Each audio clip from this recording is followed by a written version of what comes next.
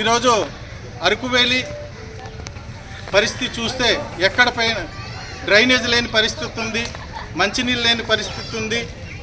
B colony కానీ, C colony, ZP colony అన్ని చోట్ల కూడా డ్రైనేజీలు, మంచినీళ్ళు, వీధి లైట్లు లేని పరిస్థితి చాలా దారుణంగా ఉంది. ఇక్కడ రైతు బజారు ముందర చూస్తే ఇక్కడ యాక్సిడెంట్లు జరుగుతుంది. తక్షణమే ఈ డ్రైనేజీలు, సీసీ రోడ్లు వేయాలని కాంగ్రెస్ పార్టీ నుండి డిమాండ్ చేస్తున్నాం. ఇదే సందర్భంలో జిల్లా కలెక్టర్ గారికి కాంగ్రెస్ పార్టీ నుండి డిమాండ్ చేస్తున్నాం. అరకు ఉత్సవాలు ఎవరి కోసం? ఈ నెల 31 నుంచి ఫిబ్రవరి 2వ తేదీ వరకు మీరు అరకు ఉత్సవాలు ప్రకటించారు, కానీ అరకు అభివృద్ధి లేదు. అరకు ఉత్సవాలు వద్దు, అరకు అభివృద్ధి ముద్దు అనేది కాంగ్రెస్ పార్టీ మిమ్మల్ని డిమాండ్ చేస్తుంది. మీరు ప్యాకేజీ పెట్టాలంటే 1 కోటి రూపాయలతో అరకు అభివృద్ధిని చేయండి, ఆ తర్వాత ఉత్సవాలని పాల్గొండి అనేది కాంగ్రెస్ పార్టీ ఈరోజు డిమాండ్ చేస్తుంది. ఏ మూలకెళ్ళినా సరే దుర్గంధము కంపు కొడుతుంది. అరకు వ్యాలీలో పర్యాటక ప్రదేశంలో ఇంత రాకపోకలు సాగిస్తున్నటువంటి ప్రదేశాల్లో కంపు కొడుతుంది, దుర్గంధం వస్తుంది. దీనిని మీరు స్వయాన వచ్చి పరిశీలించాలి.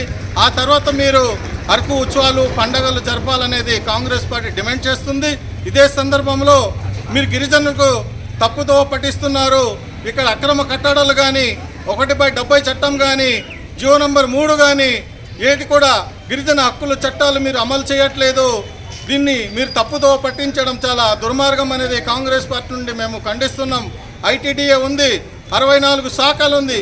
ఈ 64 శాఖల్లో వేలాది పోస్టులు ఉంటే నిరుద్యోగులకు ఉద్యోగావస్థ కల్పించకుండా గిరిజనుల డబ్బుల్ని దుర్వినియోగం చేయడానికి కోసం మీరు అరకు ఉత్సవాలు జరపడం చాలా దుర్గమము.